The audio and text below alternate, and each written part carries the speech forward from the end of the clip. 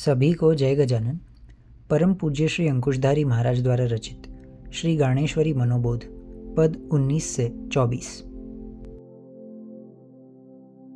नको रे मना तू अधे द्रव्य जोडू, नको रे नको सर्वथा नीती सोडू, अति स्वार्थ बुद्धि मना पाप मूड, करी शेवटी तुझी जान धूड़। जीवन में द्रव्य का होना आवश्यक है। भगवान श्री गणेश का भक्त जिस प्रकार बुद्धिपति का उपासक है, उसी प्रकार सिद्धिपति का भी उपासक है।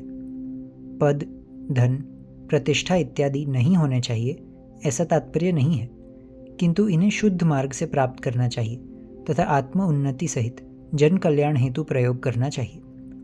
इसी कारण श्री महाराज कहते हैं कि पाप युक्त होकर द्रव्य प्राप्त नहीं करने चाहिए, नीति का त्याग नहीं करना चाहिए। जीवन में जितनी आवश्यकता है उतना प्राप्त करने का स्वार्थ अपेक्षित है, किंतु अति स्वार्थ ही पापों का मूल है। यह दृढ़तापूर्वक मन में ज्ञात होना चाहिए। श्री महाराज मन को यही समझा रहे हैं कि इस प्रकार अति स्वार्थ के भाव से प्राप्त की गई संपत्ति अंत में विनाश का ही कारण बनती है। मना कर्म ते जाण कोणा चुकेना, कुणी कर्म भोगा तुनी यामुकेना, पहा राम विख्यात तो रावण हरी, परी दुख भोगी अरण्यात भारी। इस जगत में निश्चित वस्तु है कर्मों के फलों का भोग। हम जो कर्म करते हैं उनके फल अवश्य भोगने पड़ते हैं। कब, कैसे, कितना, यह भले ही ज्ञात न हो, किंतु भोगने पड़ेंगे यह निश्चित है। श्री महाराज मन को यही समझाते हुए कहते हैं कि जगत में किसी को भी कर्म छोड़ते नहीं और उनके फल भी। कल के भोगों की निर्मिति आज के कर्मों से होती है। श्री महाराज भगवान श्री राम का उदाहरण देते हुए कहते हैं कि श्री हरि द्वारा हास्य में किया गया कर्म उन्हें नारद जी के श्राप के रूप में भोगना पड़ा, जिससे वे श्री राम के रूप में अवतरित हुए। यदि परमेश्वर भी कर्मों का फल प्राप्त करते हैं तो हमारी क्या कथा।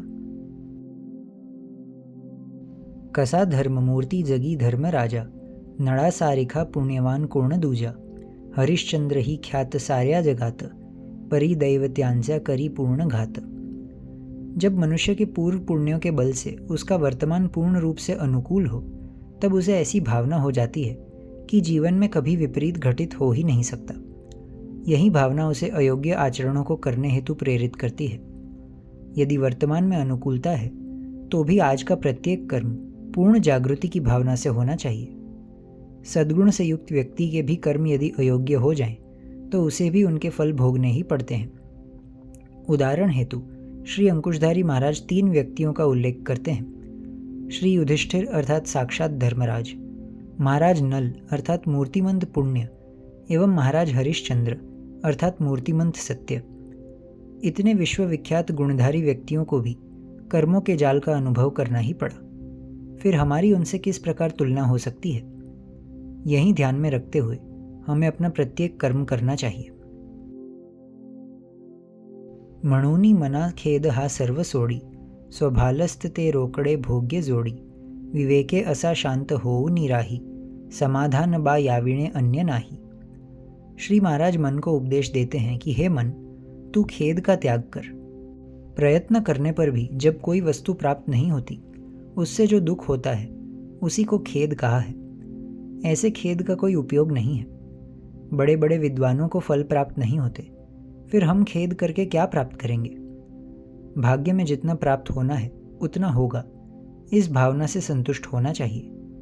पूर्ण प्रयत्न करने पर भी जब इच्छित फल की प्राप्ति नहीं होती, तब उसे अपना भाग्य समझकर शांत होकर स्वीकार करने को ही विवेक कहा है। इस विवेक के अतिरिक्त शांति एवं समाधान का अन्य मार्ग नहीं है। मना पाप कर्मासी जोडू नको हो, मना पुण्य मार्गाशी सोडू नको हो, जगी पाप हे सर्वथा दुःख मूळ, तसे पुण्य ते जाणबा सौख्य मूळ। भारतीय संस्कृति में स्वर्ग नरक तथा पाप पुण्य की रचना प्राप्त होती है। उचित कर्म करने पर पुण्य प्राप्त होगा, जिससे स्वर्ग की प्राप्ति होगी। इस पर विश्वास होने से मनुष्य अपने आप उस कार्य को करने हेतु प्रवृत्त होता था। अनुचित कर्मों से पाप की प्राप्ति होगी, जिससे नरक प्राप्त होगा, जहाँ भयानक यातनाएं दी जाएंगी। इस पर विश्वास होने से मनुष्य अपने आप ही ऐसे कर्मों से दूर रहता था। इस भूमिका पर विश्वास न होने से ही अनेक समस्याएं उत्पन्न होने लगी हैं। श्री महाराज कहते हैं कि पाप कर्म नहीं करने चाहिए तथा पुण्य कर्मों के मार्ग का त्याग नहीं करना चाहिए। पुण्य से स्वर्ग प्राप्ति होगी एवं पाप से नरक। मना खंत मानु नको संकटांसी, गणेशी धरी प्रीति हो साय तेची। शरीरा घड़े दुख ते सौख्य मानी, स्वरूपी सदा स्वस्थ वावेश मानी। जीवन में सुख और दुख एक ही सिक्के के दो पहलू हैं, अर्थात सदैव एक की ही प्राप्ति नहीं हो सकती, यह समझ होनी आवश्यक है। जीवन में संकट अनिवार्य है। भगवान श्री गणेश के समक्ष जाकर संकट कितना भयानक है यह कहने से उचित है कि संकट को ही कहा जाए कि हमारे प्रभु कितने श्रेष्ठ हैं। भगवान के स्मरण से कोई संकट टिक नहीं सकता। भगवान के प्रति प्रीति ही संकटों से मुक्त होने का उपाय है। दुख की प्राप्ति होने पर हमें भगवान का स्मरण होता है, अतः उस दुख को भी अपनी भक्ति का साधन समझते हुए सुख मानना चाहिए। दुख जितना बड़ा हो उतनी ही दृढ़ हमारी भक्ति होनी चाहिए। ऐसे विचार से मन को नियंत्रित करने को ही शम कहते हैं। इस शम से ही अपने स्वरूप में स्वस्थता का लाभ होता है। इसी के साथ हमने श्री गाणेश्वरी मनोबोध के पद 19 से 24 को समझने का प्रयास किया है। इसी प्रकार आगे के पदों को समझने हेतु आने वाले वीडियोज़ अवश्य देखें। आप सब आनंद में रहें और एक बार फिर से जय गजानन।